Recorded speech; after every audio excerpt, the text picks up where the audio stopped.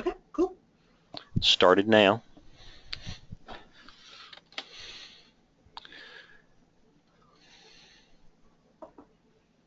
Okay, I'm going to go ahead and start the broadcast.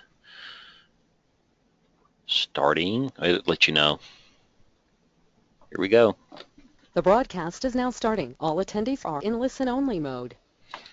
Good morning. Welcome to the DBA Fundamentals virtual chapter meeting for August. Actually, we're going to have two this month, but the first one has Gail Shaw talking about what execution plans can tell you about query performance. Before I turn it over to Gail, I want to talk to you about a few other things first. My name is Steve Cantrell, and I'm the Chapter Co-Vice President of the DBA Fundamentals Virtual Chapter. You can send us questions by going to the About Us tab on our site and connecting with whomever you want to. Because you guys have been so diligent in using our discount code, VC15GBQ6, we now are going to be able to give away 3 comps to pass in Seattle, October the 26th through the 30th. We're going to give away one today, and the way we're going to do that is at the end of the session, we accumulate statistics. The GoToWebinar platform allows you to accumulate statistics as to who showed up, how long they've been on, how long they attended the session, and their attentiveness. We're going to send that information to PASS headquarters, and they're going to select. We're not even sure of what the criteria is going to be, but we're going to let them select them, and we'll announce it later on in the week. We'll do the same thing with the one on the 18th and the one on the 1st, and this should give you time to plan. Get your airline tickets and hotel reservations and whatever in line. But anyway, I went to PASS last year for the first time. It's fantastic. You'll love it. Let's see. Again, like I said, on the August 18th, we'll be giving away another one. That will be with Jess Borland. She'll be talking about moving from Profiler to extended events.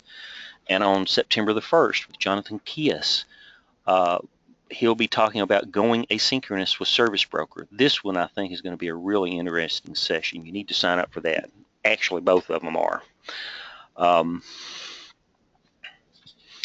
If you haven't signed up for the PASS Summit and you don't win one today, or you don't win one in the next couple of sessions, and there's other VCs that'll probably be giving some away. I know that we were able to give away one for every 10 uses of our code, but we had a little special contest that I think helped us. Everybody that uses our code their name would be put into a pot along with one person from each session, and on September the 1st we'll send that information, because they won't give us the names of the people that use our codes, to PASS headquarters, and they'll draw one person from that, and we'll give away $200, and that'll kind of help with defer other expenses in case you have trouble with expenses from PASS. Okay. PASS has, as I mentioned, has a lot of other virtual chapters that are very informative. In looking at some of the ones coming up, some of the ones I'm going to check out, Navigating PASS with Ryan Adams. He'll be speaking with the Professional Development Virtual Chapter actually tomorrow. It's a way of understanding everything about PASS and all of the different things you can do with PASS, volunteer and do lots of different things. He's great. He's also the head guy at the Performance Virtual Chapter, and they just finished their Performance Palooza, and that was fantastic. You could love that. The virtualization questions and answers with David Klee will be August the 12th. He's great. He knows his stuff, and this is going to be a lot of questions. I'm definitely going to listen to that one.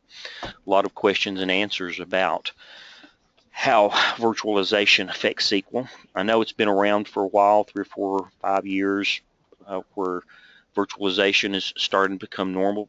People still have problems, so You might want to attend that. Unit testing with SQL Server Data Tools with the Global Hebrew chapter, and it will be in English. I'm going to attend that because I really need to get better with SSDT. Everything is moving in that direction. Okay.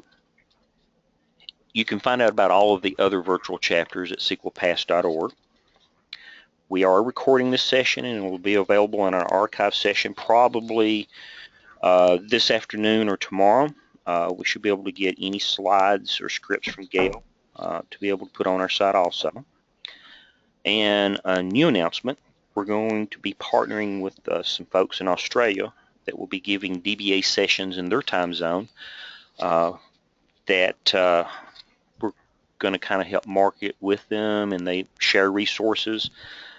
So if you're interested in sessions in that area of the world and those time frames work out better for you, that's something that might be helpful coming in the next couple of months. Okay, that's all the housekeeping I can think of. So let's get on with today's session with Gail. Gail Shaw will be presenting what execution plans can tell you about query performance. Gail does a lot of high-level presentations, but she also can do a really good job with explaining lower-level stuff, because you really need to understand this stuff before you go on to higher-level stuff. She's a database specialist from Johannesburg, South Africa. She specializes in performance tuning and database optimization. She works for Intellect, a medium-sized Intellect Software, medium-sized custom software development house. She's also a frequent poster on SQLServerCentral.com. I love going there and going through their staircases and stuff. It's just a perfect way to get introduced to stuff. And she also writes for SimpleTalk. She's an MVP for SQL Server and holds the Microsoft Certified Master Certification for SQL Server. Okay, I'm turning it over to you now, Gail. It's good evening, everybody. I know it's morning in America, but it's evening here. The sun is already set. So we're going to end this day, or I'm going to end this day, with a look at execution plans. So diving straight into it, I'm going to assume for this presentation that nobody attending has any idea what an execution plan is. If you know what they are, just be patient, and we'll get to the more fun stuff a bit later. But right now, I want to have a look at what execution plans are and what they're made, what the operators in them tell you. So to start with, an execution plan. SQL is a declarative language. If you write SQL, you're not telling SQL Server what to do, you're telling it what you want. It is the job of the SQL Server engine to decide how it is going to do your job, how it's going to actually execute this query to get you the results you want. The how is the job of the query optimizer. The query optimizer, as part of the execution process for query, will go through the query and work out what operators, what it's actually going to do, which tables it's going to read, which indexes it's going to use, what joins it's going to use, to try and generate a query, to try and execute your query as fast as it possibly can. What the execution plan shows you is what the optimizer came up with, and hence what the query processor executed when it ran your query and generated your results. So understanding the execution plan is essential for performance tuning, because most of the problems with performance tuning, poor indexing, bad queries, stale statistics, will all show up in the execution plan in different ways. If you look at how SQL executed your query, then you've got a good idea of where you should be able to get a good idea of where the problems are, where the inefficiencies are. Query plans are graphical or XML. Most of us are probably familiar with the graphical plans. They are XML behind the scenes, and if you pull them out of the plan cache or various other caches within SQL Server, what you'll get out is the XML. Nice thing there is you can save the XML and reload it, and Management Studio is perfectly capable of showing the XML as a graphical plan. The graphical and XML are just two forms of the same plan. It doesn't just show the physical operators, it shows physical operators, it shows the row counts, it shows the paths, it shows a whole pile of things done as SQL executes your query. Now, how do you read an execution plan? Let me just show you an execution plan quickly. This is a pretty simple one. We've got two tables, and this is off AdventureWorks. We're joining two tables on the foreign key column. We're ordering, and we're taking a top one. So the question is, how do you read this thing? And if you've been paying attention at all to Grant Fritchie and Rob Farley, you may have noticed that they've got a little bit of a, let's just say, a personal spat on how you read execution plans. Grant says you read them right to left. Rob says you read them left to right. Who's right? Well, actually, they both are. The way you read an execution plan depends on what you are trying to get from it. What you need to understand with an execution plan is that the control flow runs left to right. This is the control from SQL, how the commands flow. If you're looking at how the data moves, then you're looking right to left, because the data moves this way up the query plan. The commands run this way down. The way SQL works, the way the query processor works, is that the top operator, in this case it's to select, will ask the next operator down for a row, which will ask the next operator down for a row, and ask this one for a row, and this one, and this one. The clustered index scan doesn't have anyone underneath it that it can delegate this request to, so it's actually got to go and get the row. The clustered index scan, being a table scan, can actually fetch a row. It fetches it from the table, and the row is then passed back up the query plan. So which you're reading it, whether you're going to read it left to right or right to left, depends very much on what you're trying to figure out. But it is very important to realize that you can and should read it in both directions. And when we look at this particular plan later, you'll see why. So that's the common, so this is your common structure of an execution plan. It's a tree. You will have a single operator at the top. Select, insert, update, delete. It might be a conditional. We're going to look at the select plans for the moment. Standard typical queries. They are trees running downwards. You will see branching. You'll see all sorts of operators. You'll see all sorts of structures. Common things you will see in a plan. The select will show you fun things like the degree of parallelism. This, interestingly, it says degree of parallelism 0, even though the query had a max stop 1 hit. I suspect that's looking at the service max stop, which is indeed set to 0. Other common things you will see, especially on the arrows, is the row counts, estimated and actual. You will see the estimated number of executions, you'll see actual number of executions, you'll see row sizes. I'll talk about these a little bit more as I talk about the individual operators. A lot of operators have similar properties, and you can get the full details F4, or if you right-click the, if this will behave, right-click Properties, brings up the Properties tab, and you'll see a whole bunch more detail here. The tooltips get a little annoying sometimes. Firstly, they vanish every now and again. There's cases where you hover your mouse over it and the tooltip just appears and disappears. But the Properties tab will always show you the details, and you can copy-paste out of this if you happen to need to. So that's the general form of an execution plan and how you read it.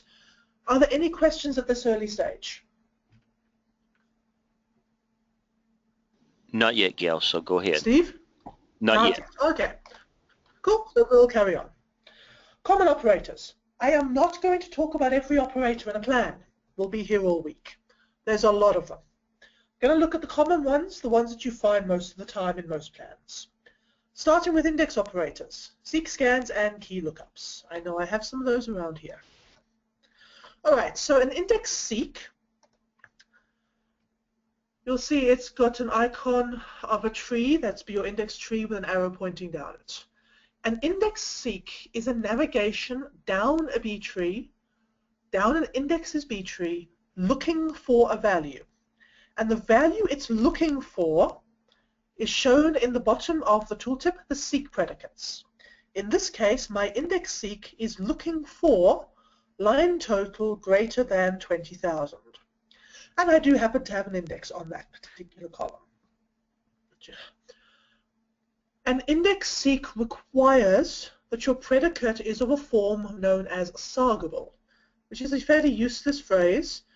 It means a predicate which can be used as a search operator, i.e. can be used in an index seek. It's a lovely recursive definition. What it means, though, is that the predicate is of the form column, operator, expression. So if I pull up the query that this ran, this is the predicate that's used for the index seek.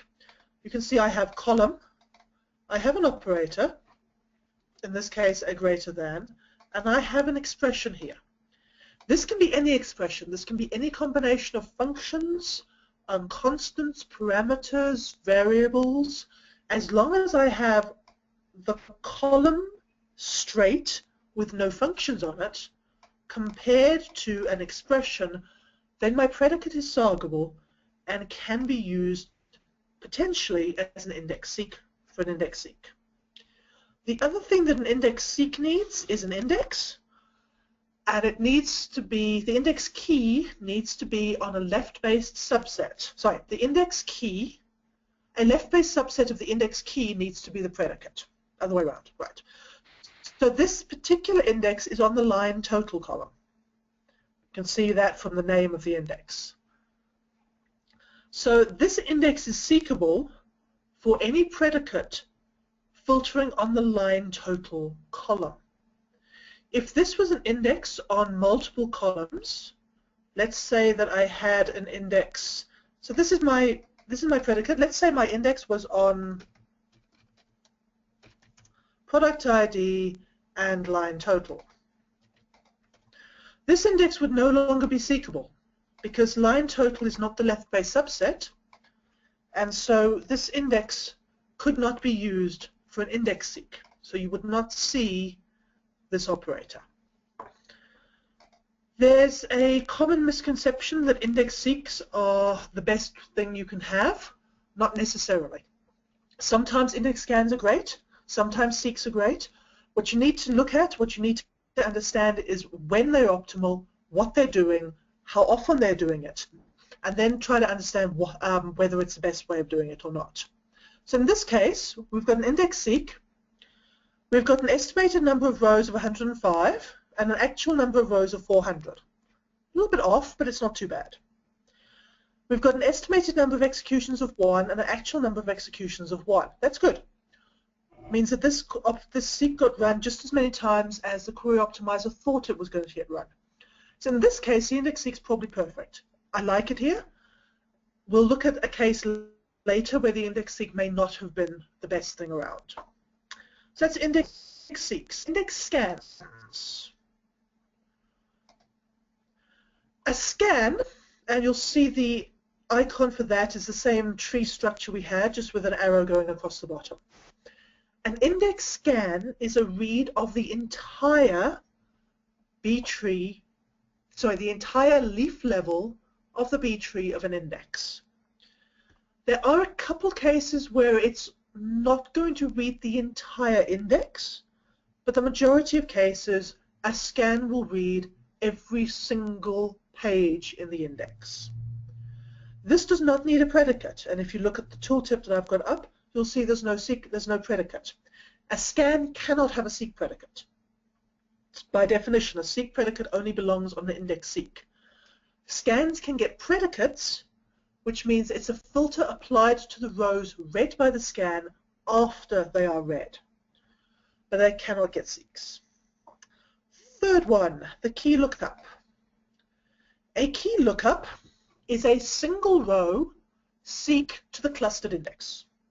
Always. You cannot get key lookups to any other indexes. The key lookup is by definition a seek against the clustered index, and it is always executed as a single row seek. The way a key lookup works, an index seek runs, or an index scan for that matter, doesn't actually matter which one it is, and fetches the rows which are necessary for the query. But there are columns missing. There are columns, in this case I've got to select star, there are columns which are required by the query which are not in the non-clustered index used for the seek or the scan.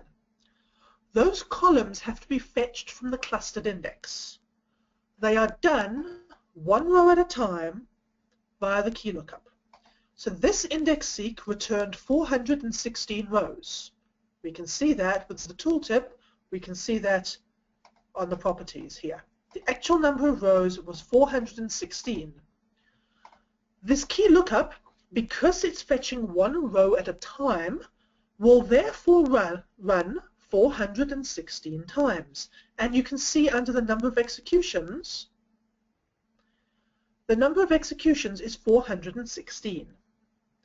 This query, this key lookup, executed 416 times. Now here's an interesting thing. The row count's lower. The row count's lower because it didn't actually return all 416 rows. When we look at this plan later, I'll show you how that happens. But for now, it's just important to realize that key lookups are single row seeks. They are generally not very efficient because of that. The optimizer tries really hard not to run key lookups on larger row counts. Now, it's not got to do with the number of rows, it's got to do with the percentage of the table. In general, the optimizer's idea is that a key lookup should not be run for more than approximately about 0.5% of the rows in the table. Yeah, 0.5%. Not 5%, not 20%, not half of the table. Around about approximately more or less 0.5%. It varies, it's not a fixed number. So if you see key lookups running on large portions of the table, there's probably a problem with the plan. There's probably a misestimate somewhere. And I'll show you a case of that later on. So that's our index operations, seek scans and key lookups. Onto the joins. SQL has 3 methods of executing joins. Now this has got nothing to do with the inner join, left outer join, right outer join. Your inner, left outer, right outer, those are logical join constructs. They tell SQL how the rows have to be treated, how the rows have to be matched. SQL has 3 different physical implementations of the join. 3 different operators that it can use to join the data together. They are the nested loop, the merge join, and I'm not sure if I have a hash join here. I don't have a hash join. Let me just conjure one up quickly so I can show you. Apologies for the slight delay. By the way, don't ever do this in production systems. I'm doing this so I can show you a hash join, not because it's a good idea. It's a really, really bad idea most of the time. And there's our hash join. The joins. A nested loop join executes by taking each row from the input, the outer table. This is known as the outer table, this top input. Actually, let me find another one. Right, nope, that's a key lookup as well. This will do. All right, so this is considered the outer table, sales order header. For each row being returned from the outer table, the nested loop does a seek, if it can, does a query against the inner table. This is known as the inner table of the join. A nested loop is literally that. For each row in outer result set, fetch matching rows from inner result set. Because of this, it's only optimal for small numbers of rows. for loose definitions of the word small. A nested loop is going to execute this piece of the query once for each row being returned from the outer query, from the outer table. Nested loops are optimal for smaller row counts. They are very efficient for smaller row counts. They are very, very inefficient for larger row counts. In this case, if we look at the inner table, we can see that it gets executed once. We've got estimated number of executions 2, actual number of executions 1. The optimizer thought this would get executed twice. It actually only got executed once. This is fine. This is efficient. This is lovely. If we look here, we've got a nested loop join where the inner portion executes 288 times. This is probably also fine. 288 rows is really small. If you're looking at a query plan that's got a nested loop join in it, and the inner table has a number of executions in the millions, you've probably got a problem with your plan.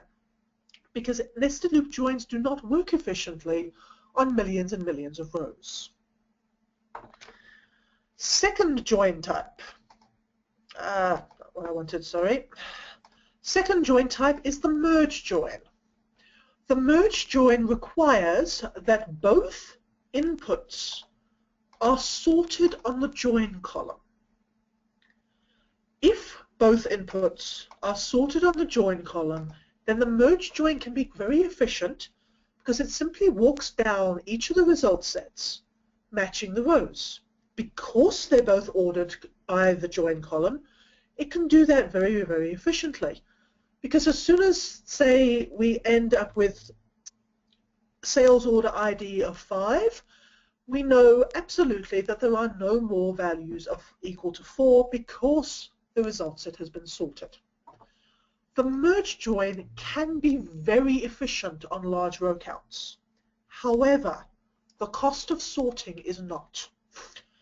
And hence you will not see this join on larger result sets unless SQL can leverage an index to get the correct order, because it's not going to willingly sort several million rows just so it can do a merge join, because that sort is prohibitively expensive. So typically you don't see these all that often. They're probably one of the least common joins that I see because of that requirement that the data is sorted. So that's the second one. The third join type is the hash match, the hash join. This is the heavy lifter of SQL joins. This thing is capable of joining millions of rows to billions of rows without any difficulty. The problem with the hash join is that it requires memory and that it's got what's called a large startup cost.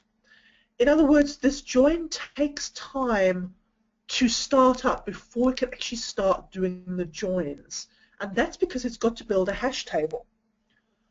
The way a hash join works is it takes one of the inputs, builds a hash table of the values, then takes the other input and using the same hashing function probes into the hash table.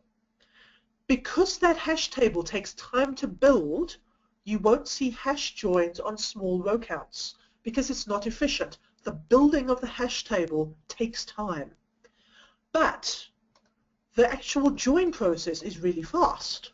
And so when you are joining really lots and lots of rows to many, many, many rows, you will typically see a hash match, a hash join in being used because it scales very well to large row counts and because it parallels very, very well. Now I've got all my queries running with max stop of 1 because I don't want parallelism involved, but these things do parallel very, very efficiently. Something else I want to say on hash joins. Yes, these things do require memory, so I'll come back to these a bit later when we talk about bad estimates, because bad estimates can really mess hash joins up. All right, aggregates. I don't think I've got any aggregates here.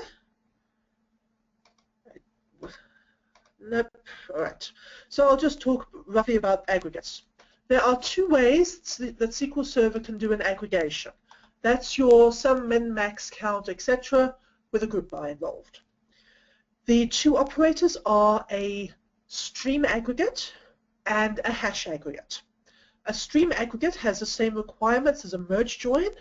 A stream aggregate requires that the result set coming into the aggregation is sorted in the order of the group by columns. If it is not, then SQL will either sort it prior to the stream aggregate, or more likely will use a hash aggregate, because again that sort is incredibly expensive.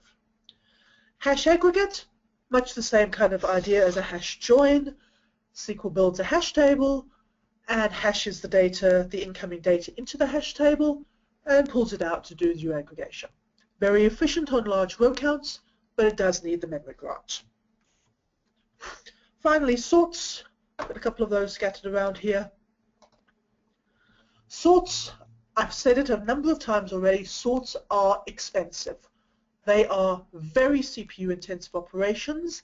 They require lots of memory to operate on, and they will very, very frequently spill to TempDB because of insufficient memory. SQL will not willingly do sorts of large result sets. If you see a sort in a result set that's got a lot of rows in it, and 1.2 million is in the vicinity of moderate, of slightly large, it's not particularly large, but if you do see sorts in huge result sets, you've either got a sort explicitly required. Order by, row number over, rank over, any of the windowing functions with an over clause will require a sort. It could be that the estimations are off and SQL thinks that there's less rows than there really are, which will make it more prone to sorting. But most of the time when you see a sort in a really large query, it's because there's an order by or something else in the query which is forcing that order. Right, that is a very whirlwind look at the common operators in a query. Any questions on these? Yes, let me go through. There's quite a few. I'm going to pick out several of the more direct ones. Good ones. Okay. Is there any difference, performance, best practices, etc., between putting condition in the inner join clause versus the where clause? Write your queries logically. There's no difference in performance, there's no difference in logic, but if you're writing a query, you would generally put the join clause in the join and the where clause predicates in the where clause. It's not going to make it faster. However, if you switch to an outer join, you're going to change the logic of the query, which is probably not what you want. So in general, unless you know otherwise, unless you know exactly why you're doing it, put your filters in the where clause and put your join predicates in the join clause. It makes no difference whatsoever on an inner join. On an outer join, it changes the logic of the query, as in it changes the results of the query. Kimberly Tripp has a good blog post on that. She goes into a whole pile of detail. Okay, as cluster index scan is scanning the entire index on the key column, so is it not wrong to say it is as good as a heap table or a table scan? A clustered index scan is a table scan. The clustered index is the table. So as soon as you've got a clustered index scan, you've got a scan of the entire table. You can't have a heap scan, which is called a table scan, of a table with a clustered index. If a table has a clustered index, the table scan shows as a clustered index scan. And you only see a table scan on tables that don't have a clustered index. I hope that was what they were asking. I think so. Can poor indexing result in a hash join? Can poor indexing result in a hash join? Yes, but yes. That's actually a tough one. Yes and no. The only one of the joins don't really benefit from indexes. The nested loop benefits from indexes because you're doing a seek against the inner table. The merge join benefits from indexes just by the indexes enforcing an order. The hash join doesn't benefit from indexes at all. Possibly, but the only case I could think of is when the inner table doesn't have an appropriate index. And so if SQL was going to do a nested loop, it was going to be scanning the inner table multiple times. And so it does a hash join and just scans each table once. That's probably about the only time you'll see that. Can an execution plan have multiple joins? Oh, absolutely. There you go. Okay. No, not that one. Sorry. There you go. Two joins. These are simple execution plans, by the way. I've seen ones that go for 5 or 6 pages, as in you just keep scrolling. Yes, it'll have as many joins. It'll have at least as many joins in it as there are joins in the query. So if you've got 8 tables joined in your query, you're going to see at least 8 join operators, probably more. Okay, this one's back to hash joins. For hash joins, do we encounter hash collisions? And if that happens, how is that resolved? Yes, you can absolutely get hash collisions. The hashing algorithms are not absolutely unique. There's a second phase in the hash aggregate, and I closed my query so I can't easily get to it. It's called the residual. Once the probing's been done, there's a residual comparison done secondarily to make sure that can't happen. That also, the residual is also used when you're joining on multiple columns. It can't always hash. It can't always do the hash probe on the secondary predicates, especially if you've got not equals to, or if you've got anything other than an equality match in a hash join. It has to do that as a residual. So yes, it can happen. There's no problems with it. You get it. It gets filtered out as a residual. You will not see incorrect data as a result. I'm going to have one more, and then we probably need to go on. On the index seek key lookup, what is done first, the index seek or the key lookup? Index seek, because it drives the key lookup. You can't look up to the clustered index if you don't know what rows you're looking up. So the seek is done first to fetch the rows, and in this case it's fetching 416 rows. Then for each of those 416 rows, the key lookup is executed. So yes, the key lookup comes second. Okay, we can go on. All right. So if I didn't get your question, we'll either tweet them out later or we'll come up with something. They'll get answered. All right, so let's have a look at more detail. I'm going to go through some common scenarios where the execution plan can actually show you that there's something wrong with your query. So firstly, you're processing a huge amount of data. Look at those arrows. The arrows in the execution plan, the size of the arrows indicates how much data is flowing through those operators. And I've got this one here. I've got the actual plan here. And we can hover over those arrows and we can see that there are 31,000 rows here and that there are 1.9 million rows here. Now here's a fun thing, this query returns 1 row.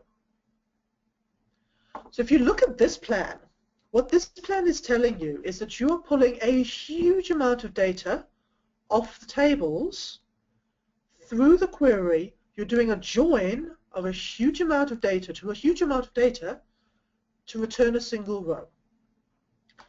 Always look suspiciously if these arrows start very large down near the tables and end very small up near the select.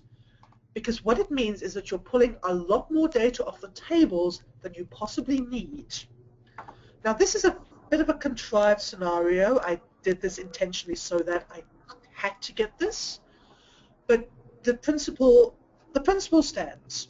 If you see a million rows, and then in your join you see 2 rows coming out, start having a look at what you're doing there, because it means that you're reading lots and lots of data only to throw it away.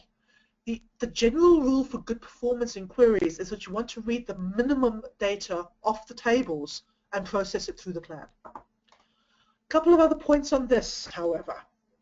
The size of these arrows is not defined by the actual number of rows. It's defined by the estimated number of rows. So if you see large arrows, go and have a look first and make sure that it's actually correct. Is the estimated number of rows correct. In this case, they're absolutely correct. We're only off by 2 rows, so this is fine. But you might see huge, huge rows, and SQL's estimating that it's pulling 4 trillion rows through, but the actual rows is 2. We're going to talk about that later when we talk about bad estimations. Just important to realize that the size of these is defined by the estimated row count, not the actual. Now, this is a good time to make a brief diversion into estimated and actual row counts. The estimated row count is generated by the query optimizer during optimization phase. And there is a really complicated piece of the query optimizer called the cardinality estimator, which does these estimations. And if you're interested in more detail on this, I did a presentation for 24 Hours of Parse last year on how these estimations are generated. That presentation is recorded and available somewhere. Go hunt on the 24 Hours of Parse site. That is entirely out of scope for tonight. That was a 400 level session. So I'm not talking about the cardinality estimator tonight. It's just important to realize that the cardinality estimator generates row estimations. It can be wrong. There are a number of cases where it can be wrong, and we'll look at one of them in a little bit later.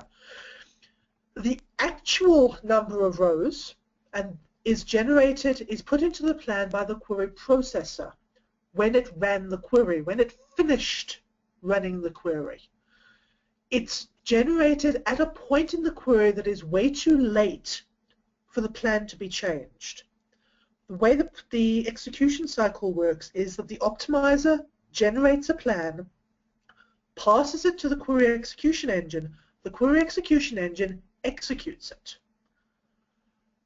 If the estimated rows are wrong, the plan is going to be inefficient. The plan will very likely be efficient, not always, but most of the time. But the query processor cannot say, I don't like this plan. You told me 10 rows, and I've so far processed 10 million. It's not capable of doing that. There's no mechanism within SQL for the execution engine to say, I don't like this plan. It's not efficient. The optimizer is the only one that can generate the estimations. So the estimation is from the optimization phase. The actual number of rows is from the execution phase. Very, very important to realize that. And it's the estimated number of rows which gives rise to these costs. These costs are estimates. They are generated by the optimizer. They are not actual costs. There's no such thing as an actual cost. And they also can be abysmally wrong. So that little diversion aside, in this case, with this query, there's very little I could do about this.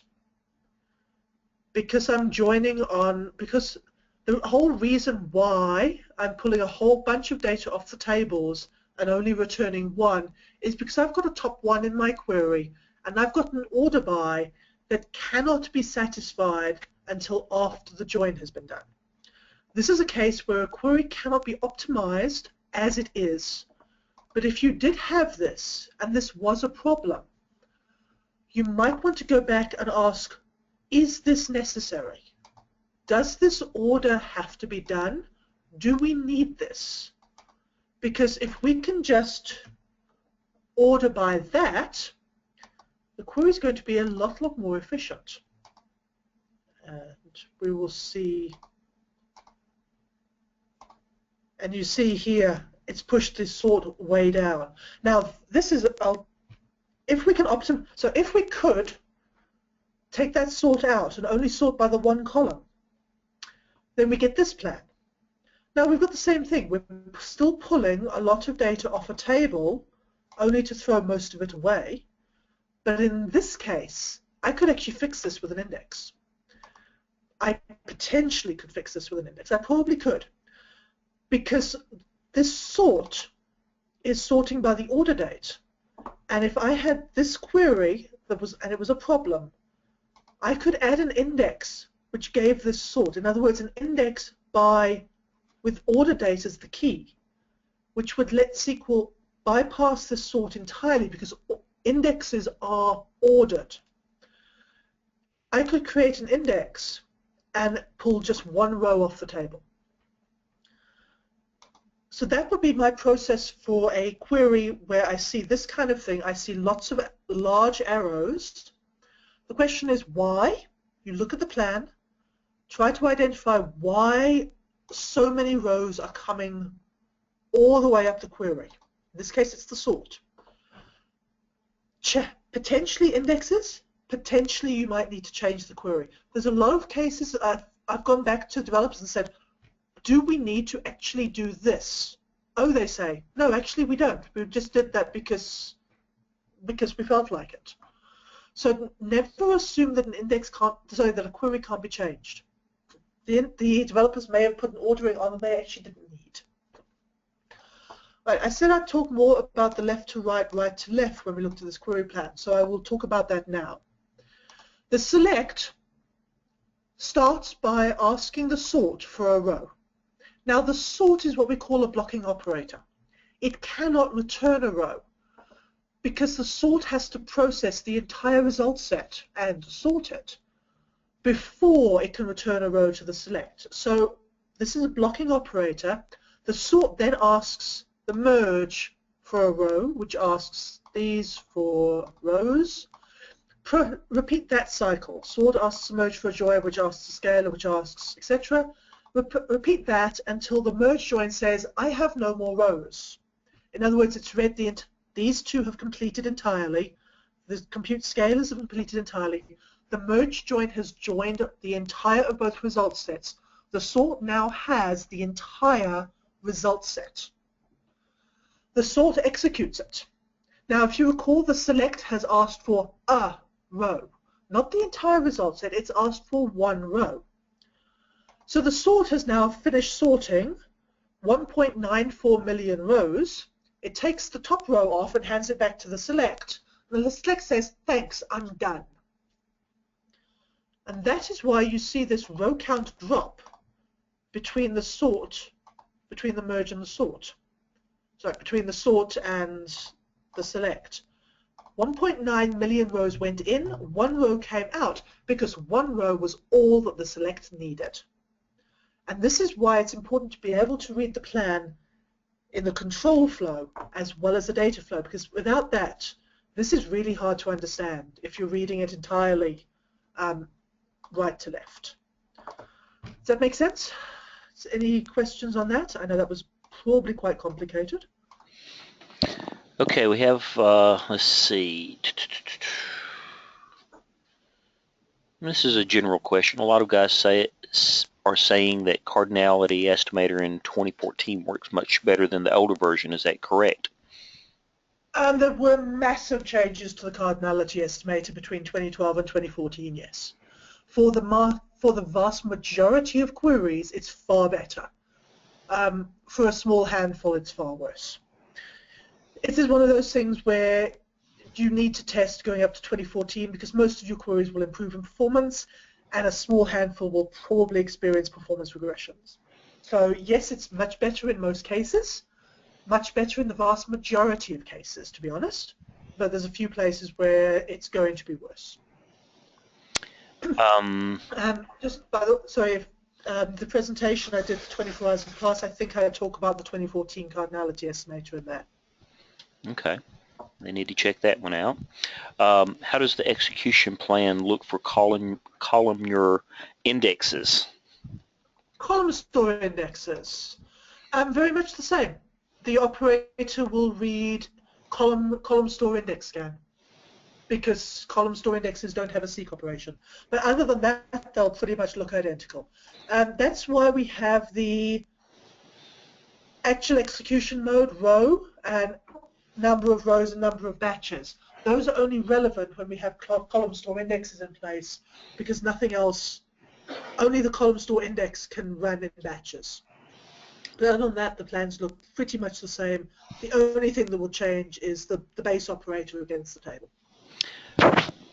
Here's a pretty good question. When multiple users are running the same query, does it generate different plans? Ooh. I get to pull out my favorite phrase. It depends. In general, no. The requirements for a plan, the requirements for a query to match a plan, if it's a stored procedure, it's matched on the object ID of the procedure, the database ID of the procedure, and a pile of set options. ANSI nulls, ANSI defaults, arith abort, all those fun things. If two users are running the same query and they have different set options, one's got arith abort on, one's got arith abort off, those will generate different plans because the set options are different. If all the set options are the same, the first one to run will generate the plan, the second one to run will use the plan. In general, the plans will be reused.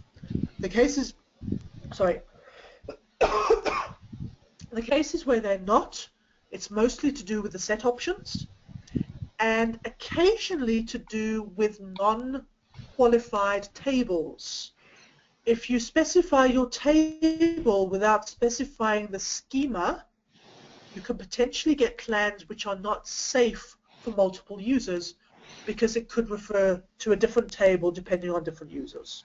So always qualify your tables with a schema, even if it's DBO, and watch your set options, because that's the one thing that will bite you and will cause multiple plans to go into cache for the same query.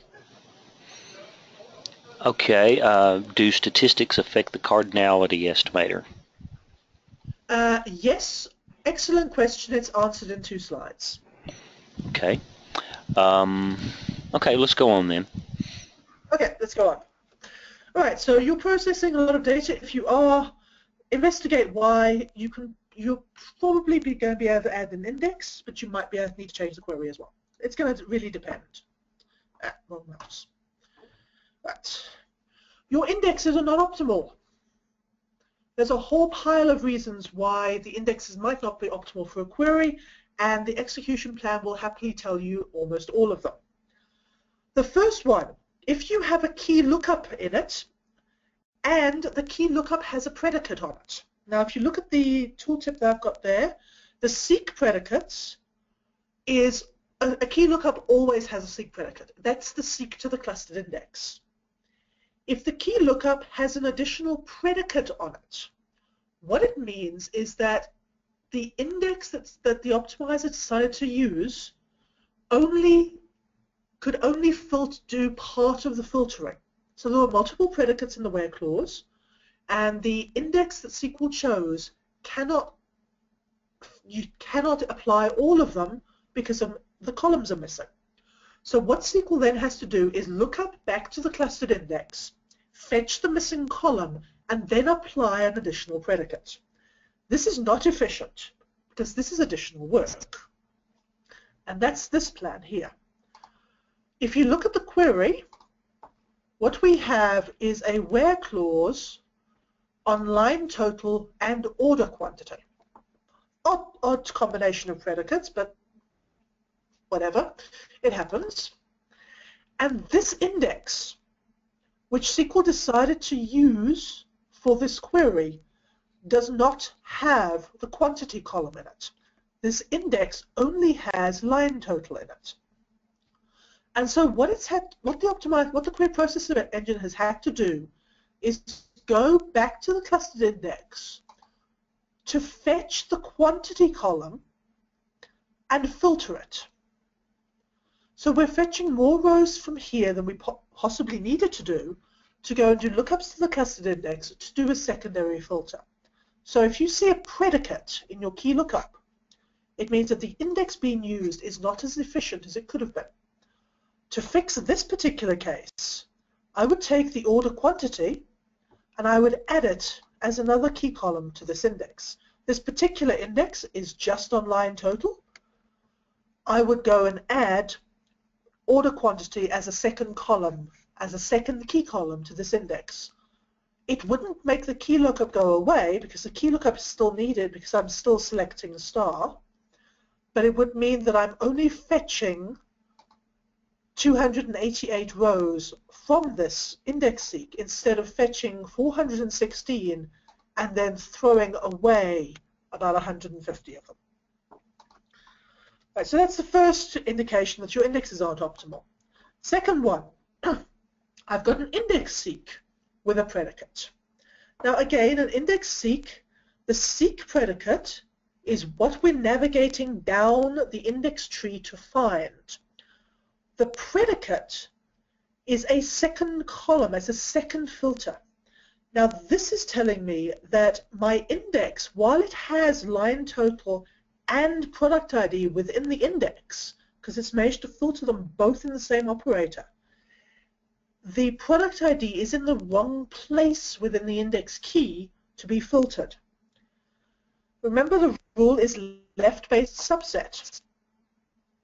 So if, for example, this index was on line total, comma, customer ID, comma, something else, comma, product ID, then I would only be able to filter by the line total as a seek predicate, because it's the only column at the leftmost of the index, and I would have to apply a secondary filter for the product ID. What this means again is that we are reading more data off the table than we actually needed to do. We're reading some rows and then we're throwing them away. To fix this, I would have a look at my indexes. The optimal index for this query is product ID, comma, line total, because you want your equality predicates before your inequality predicates always. And so I would probably want an index on product ID as the first column, line total as the second, to make this query as efficient as possible. Now, whether I do that or not is going to depend on a whole bunch of things. Is this query actually a problem? It probably isn't. It's very efficient. It's pulling almost no data. Is it running frequently? Is it a very important query? You need to answer all of those questions before you start going and fiddling with indexes, especially if you need to add extra indexes to a heavily used table, or if you need to change indexes and potentially break other queries. But this is the other thing to look at in a query plan. Are my indexes as efficient as possible? In this case, no. To be as efficient as possible, I want seek predicates only with no secondary predicates, and I want my key lookup to only have an output list if it's even there. Right. Right, so that's indexing and execution plans. That was very, very fast. So any questions on that?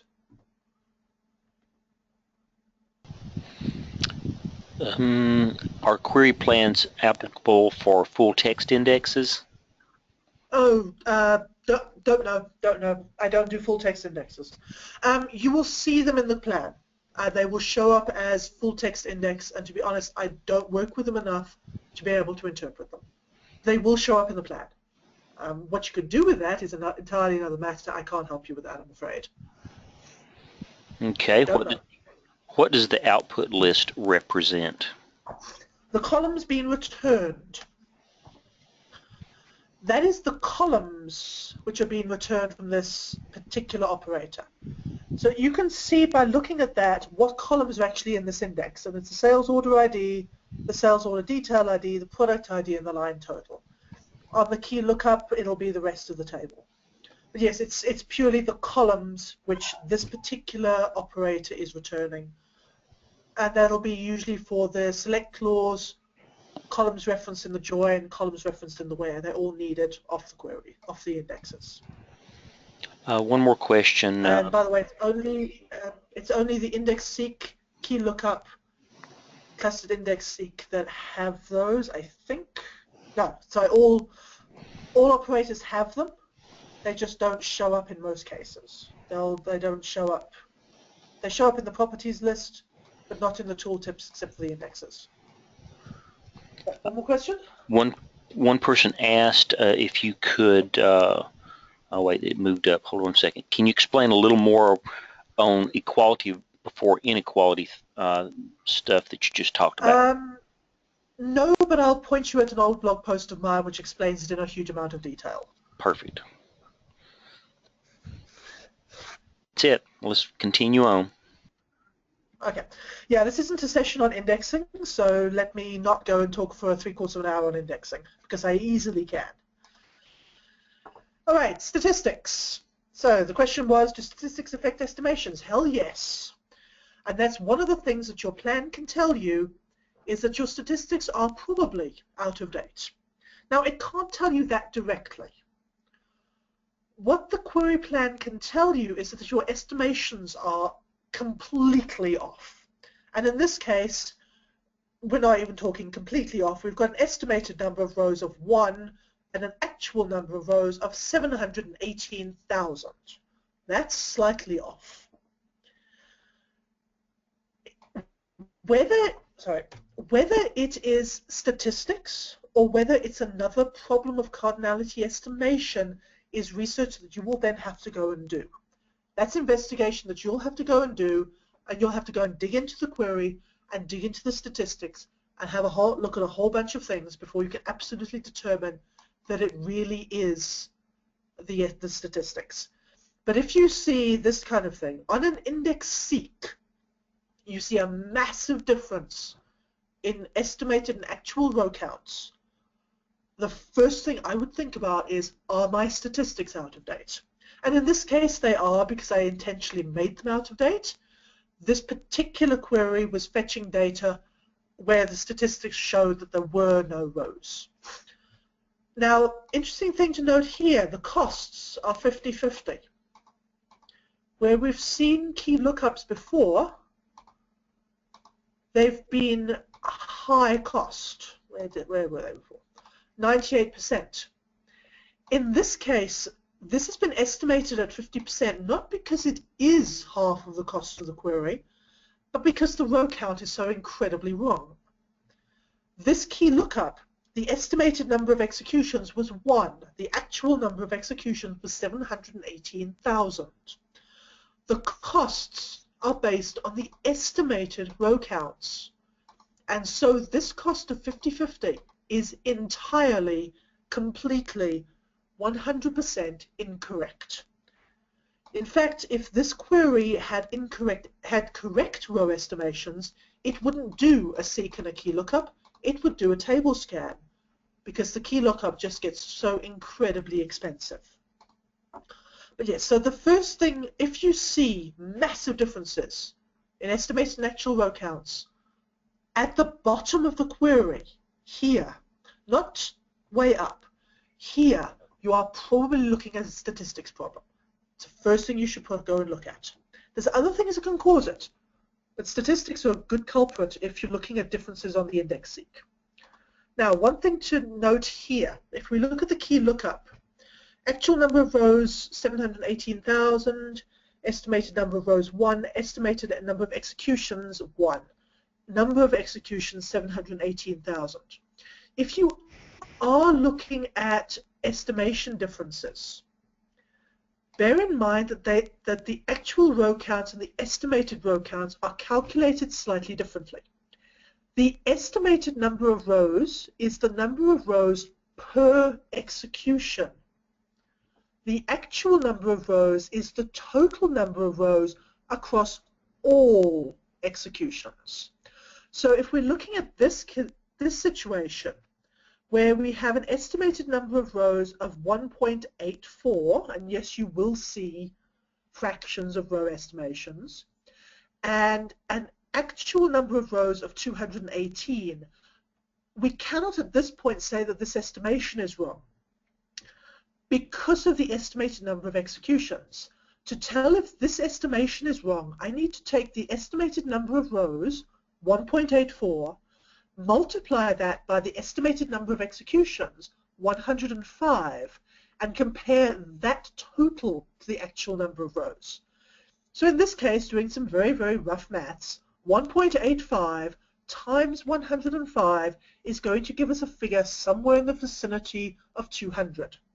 So in other words, the total number of rows that this operator was estimated to affect was in the vicinity of 200. 200 compared to 208 is pretty good.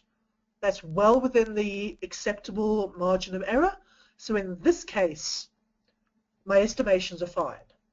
But don't look at the estimated number of rows by itself and compare it to the actual. You've got to compare estimated number of rows with number of executions to the actual row count. But in this case, we very definitely do have a major estimation problem, and in this case, we'd look at statistics. Now, this is also somewhere where the cardinality estimator changes come into effect. If I had been running this particular query under compatibility level for SQL 2014, I would have got very different behavior, because the statistics of the way the optimizer estimates row counts when the statistics are stale has changed. You get much better estimations now, even if the statistics are horribly out of date. You'll still see errors, you'll still see the estimated actual row counts being off, but it probably won't be quite as bad as this. But this was done on a SQL 2012 database. So, does that answer the earlier question about statistics, I hope? Any other questions on statistics out of date from the plan? One person asked, how can we determine when we need to add a manual statistics object from looking at plans? Virtually never. To be honest, I don't think I've ever added a manual statistic. The only time it's useful is on multiple columns, because SQL will automatically create single column statistics. And if I'm going to add multiple columns, I probably am going to add an index, not a statistics object. So to be honest, I don't think I've ever added a statistics object manually. I'd rather go and add an index if it's necessary. It's going to be more useful in the long term. Okay, one person asked sort of a general question, how often should you run your SP_update stats? SP_update stats, never, because it's a horrible thing to run. That thing, firstly, SP_update stats does sampled updates by default, and yeah, just don't run SP_update stats. Rather do update statistics, table name, and run that across all your tables. And as for how often, that is well and truly in the it depends category. Some tables don't need it. If you've got a table that almost never changes, it probably never needs a manual statistics update.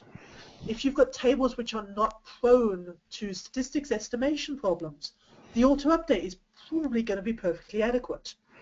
What you need to do is look for cases, look for your queries, and look for cases where the statistics estimations are off, and manually update just those. Yes, that's a lot of work, I'm afraid. If in doubt, and you have time, update your statistics, all tables, full scan nightly, because it's not going to hurt. If you don't have time, which you probably don't, then you want to target specific tables, but you need to do some research. You need to look at queries, you need to look at query performance, which queries degrade in performance suddenly and unexpectedly, and are then fixed with a statistics update. So there's no answer to this. There's no simple answer to this. It's a massive, great discussion. I've heard of scenarios where people were running update statistics on a particular table as a job every hour because it was necessary. And other cases where statistics didn't get updated for weeks on end and it was fine. Unfortunately, there's just no single answer to this one. It's a whole presentation in itself. Oh, God, it's probably a whole bloody pre-con by itself. There's so many it depends on it that, yeah, it's a whole bunch of if this, then that, possibly the other, I'm afraid.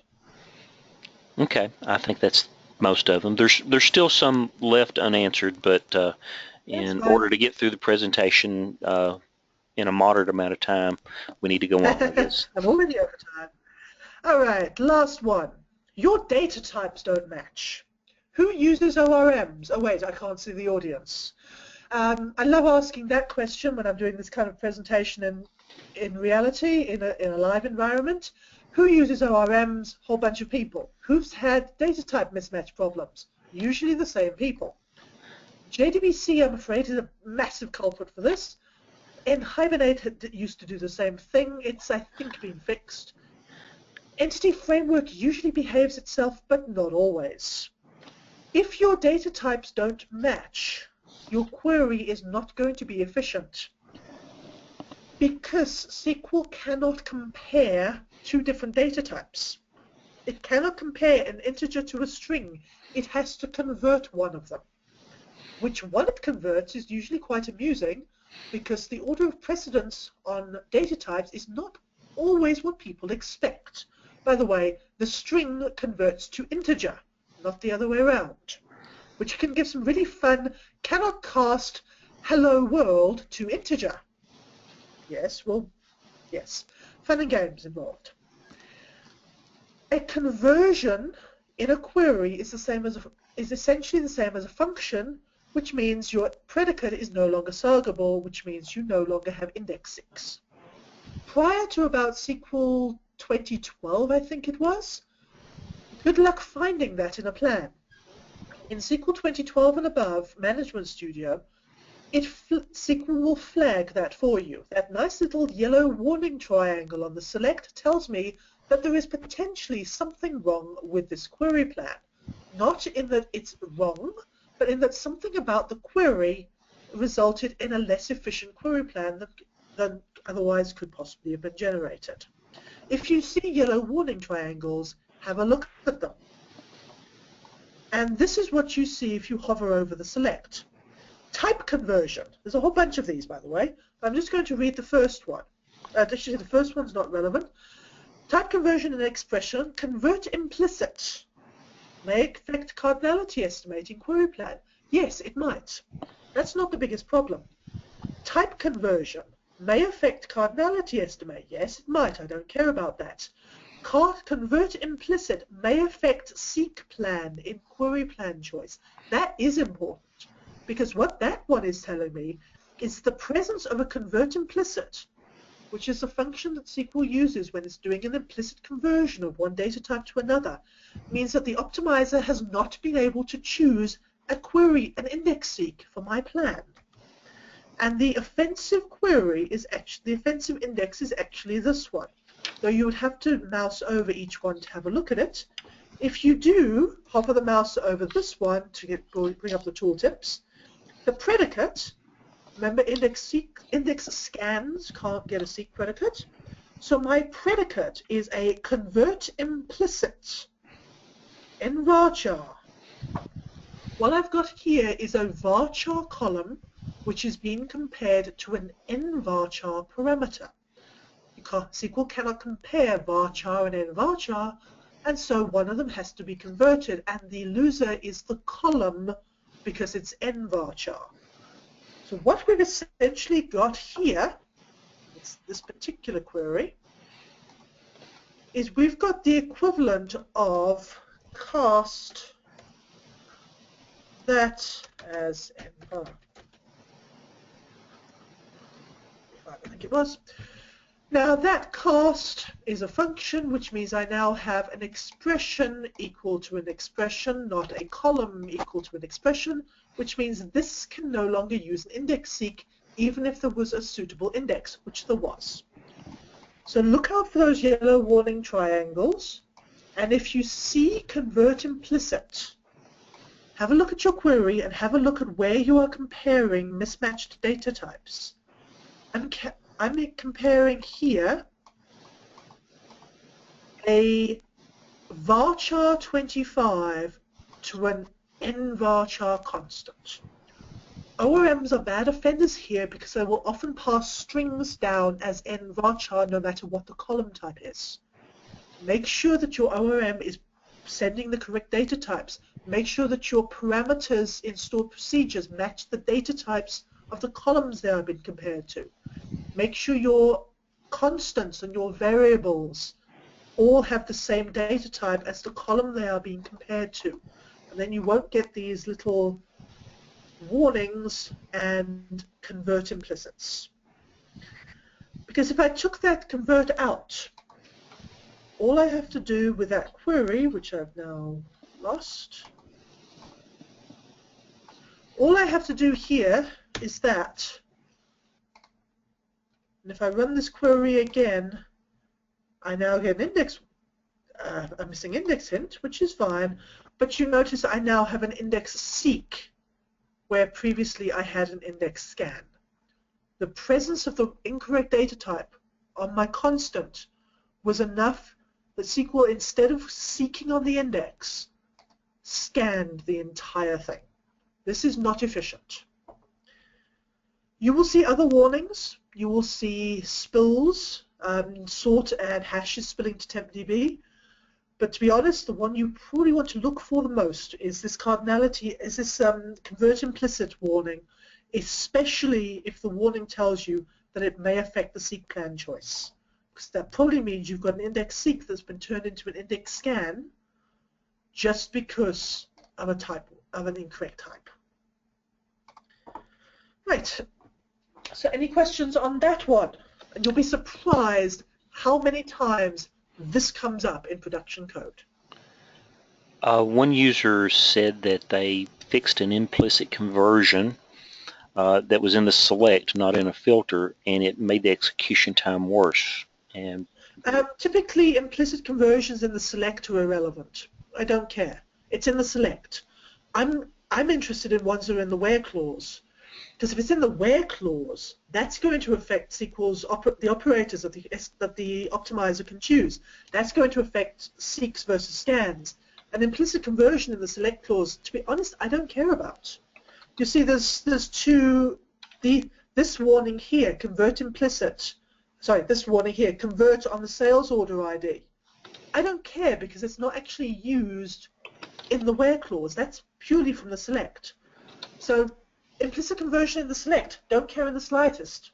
Implicit conversion in the joins and the where clause is where you need to worry. okay, and that's it. Is that it? Okay. One last slide. What the execution plan won't tell you. And this is a common misconception. I see people on the forums posting execution plans and say, how long will this run? Well, I don't know how long it will run because I can't tell you. The execution plan does not contain actual performance characteristics. It does not anywhere tell you how long the query took to run, how much CPU was consumed, or how many IOs were done. The only thing that the execution plan tells you is the estimated CPU cost and the estimated IOs. And those are all estimations, and they're all estimations from the query optimization phase. And besides, they're costs. They don't have units. They are not durations. They are not any meaningful value. The only thing that a cost can be used for is comparing with another cost of a plan. So if you see two plans and one has a cost of 4 and one has a cost of 20, it is probable that the plan with a cost of 20 will take longer to execute than the plan with a cost of 4. But that's about the only thing that you can use costs for.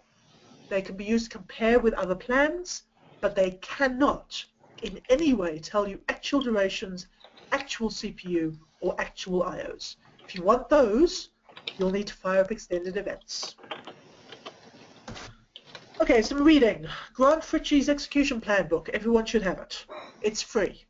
Go to Simple Talk, download that, and have a read through it. Now, I promised some index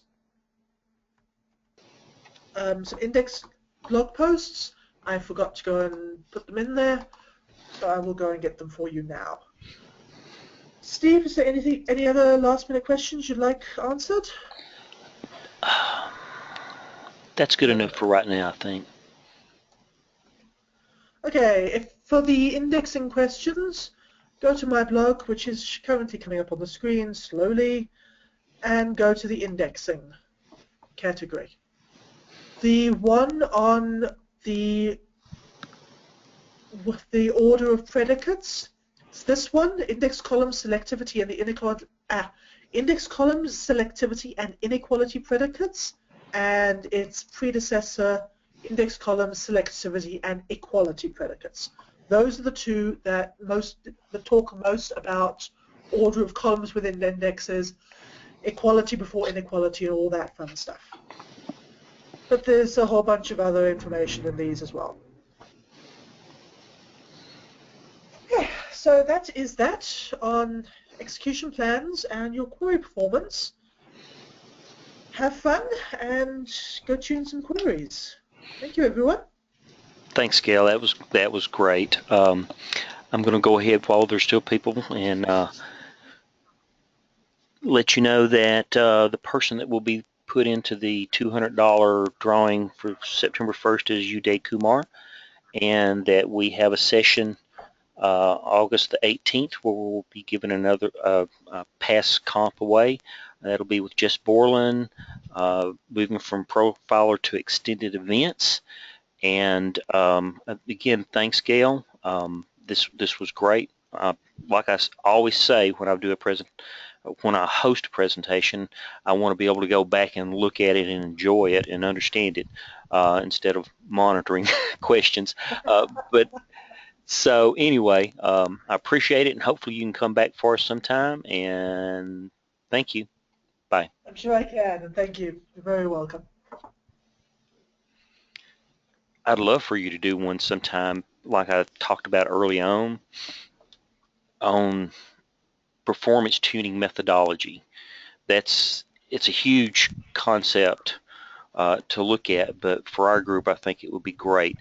When I came into SQL from a different platform, actually the AS400, I wanted to get up to speed on performance tuning quickly, and it was difficult because there's just so many different things to look at, and yes, it's humongous, and it's you can't really performance tuning is an art and a science, so you can't really just say it's a cookie cutter thing, but